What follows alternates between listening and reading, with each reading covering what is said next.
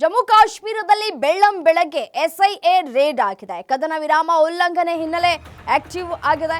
ಸೋಫಿಯಾನ್ ಕುಲ್ಗಾಮ್ ಪುಲ್ವಾಮಾದಲ್ಲಿ ದಾಳಿಯಾಗಿದೆ. ನೆನೆ ರಾತ್ರಿ ಕೆಲ ಶಂಕಿತ ಉಗ್ರರು ಒಳ ನುಸುಳಿರುವಂತಹ ಶಂಕೆಗಳು ವ್ಯಕ್ತವಾಗ್ತಾ ಇದೆ. ಅಲ್ಲದೆ ಕೆಲ ಸ್ಥಳೀಯರೇ ಉಗ್ರರಿಗೆ ಸಾಥ್ ನೀಡ್ತಾ ಇರೋದರ ಬಗ್ಗೆ ಶಂಕೆಗಳು ವ್ಯಕ್ತವಾಗ್ತಾ ಇದೆ. ಆದ್ದರಿಂದ ಕೆಲ ನಿವಾಸಗಳಲ್ಲೂ ಎಸ್ಐಎ ಟೀಮ್ನಿಂದ ಶೋಧವನ್ನ ಕೂಡ ನಡೆಸಲಾಗ್ತಾ ಇದೆ. ನೋಡಿ, ಸ್ಥಳೀಯರೇ ಈ ರೀತಿಯಾಗಿ ಸಾಥ್ ಕೊಟ್ಬಿಟ್ರೆ ನಮ್ಮ ಭಾರತೀಯ ಸೇನೆ ಸನ್ನದ್ಧವಾಗಿದೆ, ನಮ್ಮ ಸೈನಿಕರು ಕೂಡ ಸನ್ನದ್ಧರಾಗಿದ್ದಾರೆ. ಉಗ್ರರನ್ನ ಹೊಡೆದು ಉರುಳಿಸಬೇಕು ಅನ್ನುವಂತಹ ನಿಟ್ಟಿನಲ್ಲಿ ತಮ್ಮ ಪ್ರಾಣವನ್ನೂ ಕೂಡ ಲೆಕ್ಕಿಸದೆ ತಮ್ಮ ಪ್ರಾಣವನ್ನ ಪಣಕ್ಕಿಟ್ಟಿದ್ದಾರೆ ಸೈನಿಕರು. ಬಟ್ ಆದರೆ ಸ್ಥಳೀಯರು ತಮ್ಮ ನರಿ ಬುದ್ಧಿಯನ್ನ ತೋರಿಸ್ತಾ ಇದ್ದಾರೆ, ಸ್ಥಳೀಯರೇ ಸಪೋರ್ಟ್ ಮಾಡ್ತಾ ಇದ್ದಾರೆ. ಸೊ ಹಾಗಾಗಿ ಬೆಳ್ಳಂಬೆಳಗ್ಗೆ ಎಸ್ಐಎ ರೇಡ್ ಮಾಡ್ತಾ ಇದೆ. ಕದನ ವಿರಾಮ ಉಲ್ಲಂಘನೆ ಹಿನ್ನೆಲೆಯಲ್ಲಿ ಆಕ್ಟಿವ್ ಆಗಿದೆ ಎಸ್ಐಎ.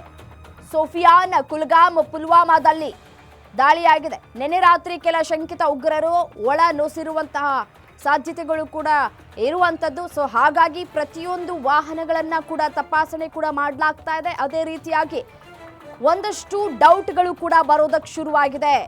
ಉಗ್ರರಿಗೆ ಸ್ಥಳೀಯರೇ ಒಂದಷ್ಟು ಮಾಹಿತಿಯನ್ನ ಕೂಡ ಕೊಡ್ತಾ ಇದ್ದಾರೆ. ಅದರ ಜೊತೆಗೆ ಅವರಿಗೆ ಸಪೋರ್ಟ್ ಕೂಡ ಮಾಡ್ತಾ ಇದ್ದಾರೆ.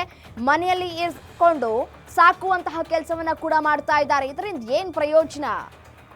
ಒಂದೆರಡು ಕಾಸು ಬಿಡಿಗಾಸು ಸಿಗ್ಬೋದೇ ಹೊರತು ಇದರಿಂದ ಬೇರೆ ಏನೂ ಸಾಧ್ಯ ಆಗೋದಿಲ್ಲ. ನೀವು ಇಲ್ಲಿದ್ಕೊಂಡು ಇಲ್ಲಿನ ನೀರು ಅನ್ನ ತಿನ್ಕೊಂಡು ಉಗ್ರರಿಗೆ ಸಾಥ್ ಕೊಡ್ತೀರಿ ಅಂತಂದ್ರೆ ನಿಮ್ಮನ್ನ ಬದುಕೋಕ್ ಬಿಡ್ಬೇಕಾ ಅನ್ನುವಂತಹ ಪ್ರಶ್ನೆಗಳು ಕೂಡ ಉದ್ಭವ ಆಗುತ್ತೆ. ಸೊ ಅದಕ್ಕೆ ಎಸ್ಐಎ ಟೀಮ್ನಿಂದ ಶೋಧ ಕಾರ್ಯ ಕೂಡ ನಡೀತಾ ಇದೆ. ಇನ್ ಕೇಸ್ ಸಿಕ್ಕಾಕೊಂಡ್ರೆ ಮಾತ್ರ ಸರಿಯಾದ ಶಿಕ್ಷೆ, ಅದಂತೂ ಪಕ್ಕ, ಕಟ್ಟಿಟ್ಟ ಬುತ್ತಿ, ಅದನ್ನ ನೆನಪಲ್ಲಿ ಇಟ್ಕೊಳ್ಬೇಕು. ಯಾವುದೋ ಒಬ್ಬ ಉಗ್ರನಿಗೆ ಸಪೋರ್ಟ್ ಮಾಡ್ತೀರಿ ಅಂತಂದ್ರೆ ನೀವು ಕೂಡ ಉಗ್ರರ ನೆಲೆಗಳು ಎಲ್ಲಿರ್ತಾವೆ ಅಲ್ಲೇ ಹೋಗಿ ಬದುಕ್ಬಿಡಿ. ಇಲ್ಲಿ ಯಾರು ಕೇಳೋದಿಲ್ಲ, ನಿಮ್ಮನ್ನು ಯಾರು ಕೂಡ ಪ್ರಶ್ನೆ ಮಾಡೋದಿಲ್ಲ. ನೀವು ಇರಿ ಅಂತನೂ ಕೂಡ ಯಾರು ಕೂಡ ಅಂಗಲಾಚಿ ಬೇಡ್ಕೊಳ್ತಾ ಇಲ್ಲ.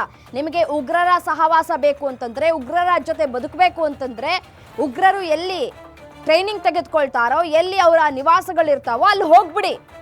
ಅದನ್ನ ಬಿಟ್ಟು ನಮ್ಮಲ್ಲೇ ಇದ್ಕೊಂಡು ನಮ್ಮ ಜೊತೆಲೇ ಇದ್ಕೊಂಡು ನಮಗೆ ವಿಷ ಹಾಕುವಂತಹ ಕೆಲಸವನ್ನ ಮಾಡಬೇಡಿ.